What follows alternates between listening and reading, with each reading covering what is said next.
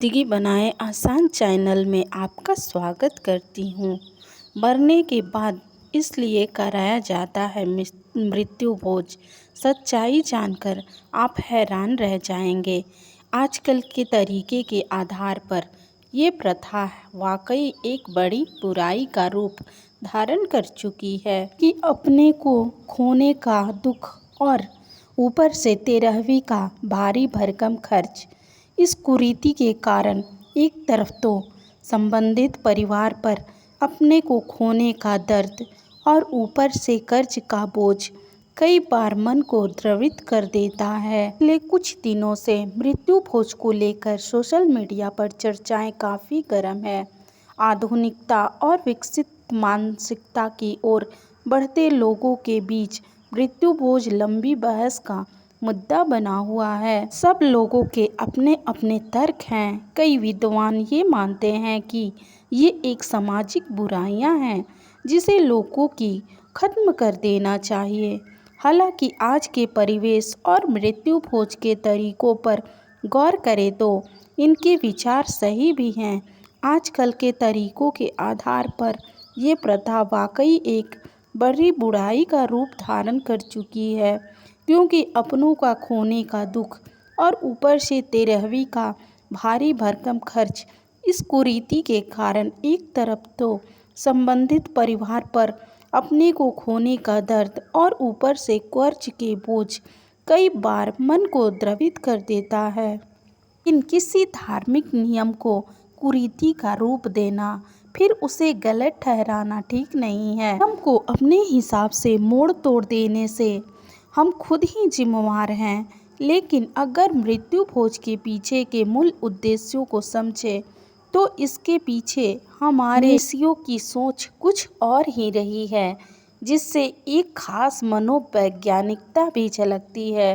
वास्तव में ये एक तरह की अनूठी व्यवस्था है जिसे दिखावे के चक्कर में हमने ही विकृत कर दिया है। इसमें ऐसे रहस्य छिपे हैं जिन्हें हम में से कई लोग नहीं जानते।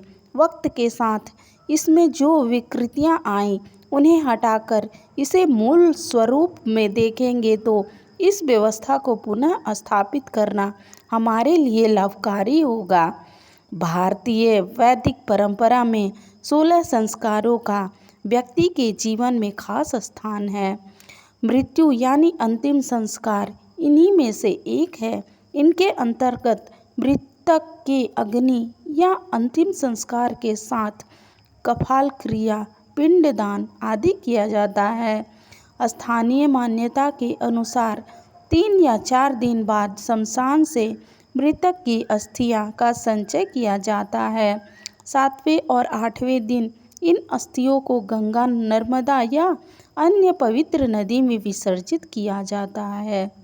10वें दिन घर की सफाई या लिपाई पुताई की जाती है।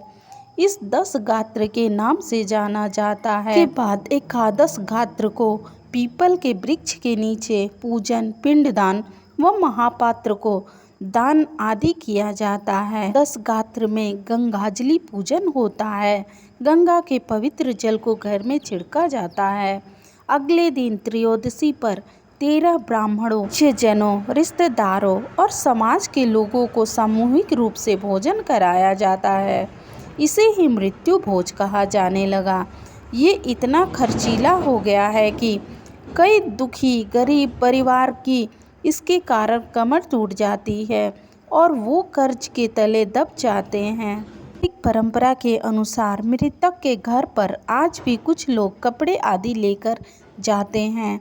पहले के ज़माने में इसका दायरा और भी व्यापक था। परिचित व रिश्तेदार क्षमता अनुसार अपने घरों से अनाज, राशन, फल, सब्जियां, दूध, दही, मिष्ठान आदि लेकर मृतक के घर पहुंचते थे। लोगों द्वारा लाई गई उन खाद्य सामग्रियों से ही व्यंजन बनाकर लोगों को खिलाया जाता था। इसे पहले समाज के प्रबंधजनों यानी ब्राह्मणों को दिया जाता था और वे अपने हाथों से बनाकर भोजन ग्रहण करते थे। अब तो सिर्फ बिल्कुल खास रिश्तेदार ही इस व्यवस्था को दुखी परिवार के लिए पूर्ण करते हैं। बाकी लोग सद्भावना में खाली हाथ ही पहुंचते हैं। परिजन की मृत्यु से परिवार बेहद दुखी रहता है। अपने आत्मीय स्वजन की मृत्यु के दुख में कई बार परिवार के लोग बीमार व अशक्त तक हो जाते थे। सदमे में आत्मघाती कदम तक उठा लेते थे। ऐसा नहीं हो, वे सदमे में नहीं रहे, इसीलिए व्यवस्था दी गई कि खास परिचित और रिश्तेदार मृतक के परिजनों के पास ही रहेंगे। रोज उसके साथ सदा भोजन करेंगे, उसे ढंढास बनाएंगे ताकि उसका दुखी मन हल्का हो जाए। पुराण के अनुसार परिचितों और रिश्तेदारों को मृतक के घर पर अनाज, ऋतुफल, वस्त्र व अन्य सामग्री लेकर जाना चाहिए। यही सामग्री सबके साथ बैठकर ग्रहण की जाती थी। बीमारियों के कीटाणु असर न करे, इसलिए किसी तरह का बघार लाना वर्जित था। उबला हुआ या कंडे केवल सादा भोजन बनाया व परोसा जाता था। 13वीं में विद्वानों या ब्राह्मणों को खिलाने का नियम है। इसके पीछे भी रहस्य है। तक के अनुसार ब्राह्मण वर्ग उस समय अधिक शिक्षित होता था। वह औषधीय हवन को साथ वेदोच्चार की तरंगों के घर में सकारात्मक ऊर्जा का प्रसार करता था। हवन उपचार के लिए इन्हें सदैव बुलाया जाता रहा, इसीलिए इनके भोजन की व्यवस्था रख दी गई। 13वीं पर केवल गायत्री का जप करने वाली यानी विद्वान और तपस्वी ब्राह्मण को ही खिलाने का विधान था। ब्राह्मण कच्ची सामग्री यानी सीधा लेकर अपना भोजन खुद बनाते थे। महापात्र को दान के समय परिजनों को यह बताया जाता था कि हर व्यक्ति की मृत्यु निश्चित है। परिजन शोक में पड़कर कोई आत्मघाती कदम न उठाए, इसलिए महापात्र के माध्यम से एक लोकाचार निभाकर उसे जीवन की सच्चाई की सीख दी जाती थी। तो मेरी जानकारी आपको कैसी लगी कमेंट में ज़रूर बताएं और वीडियो को लाइक और चैनल को सब्सक्राइब कर बेल आइकन प्रेस करें ताकि ऐसी गई मेरी हर जानकारी आप तक पहुंचती रहे। वीडियो देखने के लिए धन्यवाद।